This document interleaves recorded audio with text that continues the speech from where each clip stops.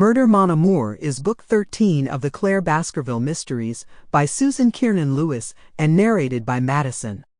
This series is set in Paris and features an American woman of a certain age as an amateur sleuth.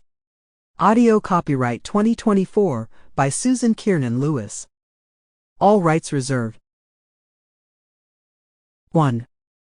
I don't care how many times you visit Paris, it's never as perfect as that first fall morning when the sun is bright and the nip in the air makes you reach for your favorite cashmere sweater. That's what I was thinking as I sipped my coffee and gazed out my bedroom window to the courtyard below, which was quiet, except for the occasional rustle of leaves as they fell from the trees. A lone black cat stretched lazily on the cobblestones, its eyes closed in contentment. For a moment, I envied the simplicity of its existence with the absence of worry or anxiety.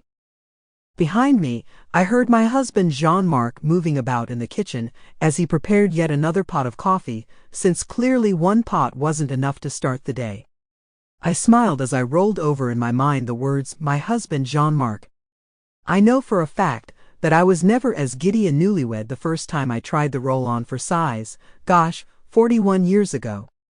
So much had happened in those 41 years.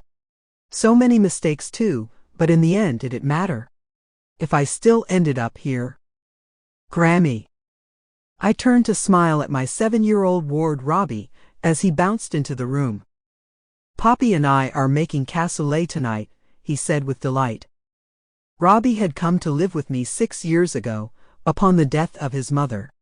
His father was my late husband, who'd had an affair with his secretary during the last gasps of our marriage.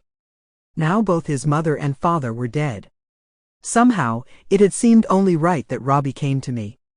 And of course today, I can't imagine life without him. That's amazing, I said enthusiastically. Tell Poppy I'll be right out. Robbie dashed out of the room, and I couldn't help smiling. If you had told me 41 years ago that I would be raising a second child in my late 60s, in a foreign city, in an apartment less than 900 square feet in size, I think I'd have seriously doubted your sanity. Then why is it that life is so exquisite?